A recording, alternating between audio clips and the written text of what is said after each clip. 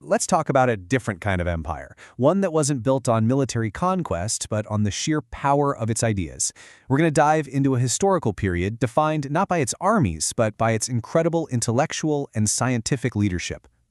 I mean, just let that sink in for a second. This one sentence really flips our whole idea of what makes a civilization powerful, doesn't it? It sets the stage for a totally different kind of story.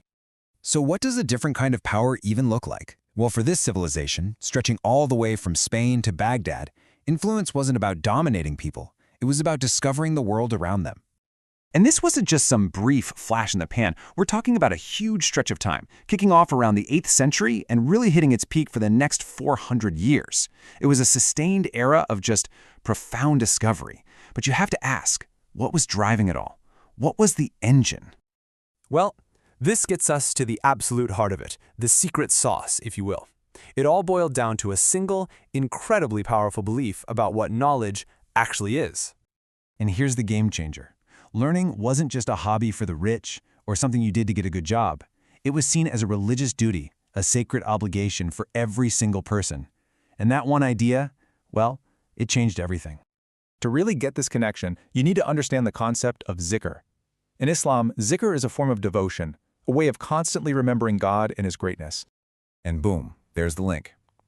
Every star charted, every illness cured, every mathematical problem solved, it was all considered a way of appreciating the Creator's handiwork. Science literally became a form of prayer. So you see, there was no big conflict between faith and reason. They weren't seen as enemies. They were just two different paths leading to the exact same truth. This fusion of the spiritual and the scientific is what made this whole era so unbelievably unique. Okay, so that's the philosophy. But what did it actually produce? I mean, what happens when an entire civilization decides that learning is an act of worship? Well, you get places like the Beit al-Hikmah, the House of Wisdom in Baghdad. And this wasn't just some dusty old library. It was a buzzing, vibrant hub where the smartest people from all different faiths and backgrounds came together to translate, study, and build on all of the world's knowledge. And the minds that came out of this environment are just legendary. You've got Al-Khwarizmi, who gave us algebra. In fact, the word algorithm comes from his name. Then there's Ibn Sina, whose medical encyclopedia was the go-to text in Europe for 600 years. Ibn al-Haytham? Oh, he just pioneered the scientific method itself, no big deal. And al-Zahrawi invented surgical tools that surgeons are still using today. The impact is just staggering. And to give you a sense of the sheer scale of it all, get this. The libraries in a city like Cordoba had around 400,000 books. At the same time, the biggest libraries in Europe had maybe a few hundred. It was a civilization that was obsessed with preserving and creating knowledge on a massive, massive scale. And this wasn't just for a few elite scholars, locked away in ivory towers. This whole idea was woven into the fabric of daily life. In Cairo, hospitals gave free medical care to every single citizen. In Damascus, schools taught science right alongside the Quran. This was a society truly built on a foundation of learning. So as we start to pull this all together, we've seen the what. But let's go back to the why. What was the actual gold in the Golden Age?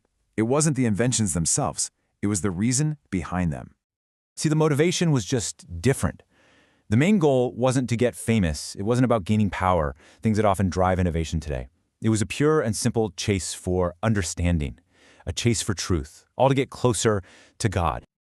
This line just says it all, doesn't it? The incredible breakthroughs were almost a side effect. The real magic, the real gold, was the intention behind it all, to understand the universe as an act of devotion. And that's really the heart of it. The moment an entire culture began to see the pursuit of knowledge as ibadah, the Arabic word for worship, that's when the world got to witness a golden age. And this whole idea has deep, deep roots. It comes from sayings like this one, from the Prophet Muhammad himself, which frames the quest for knowledge not just as a good thing to do in this life, but as a literal path to paradise. So that leaves us with a final thought to chew on. Was the Golden Age just a specific period of time? Something that's over and done with, a chapter in a history book? Or is it a mindset, a way of life that shows us what's possible when we pursue knowledge with a pure intention? Something to think about.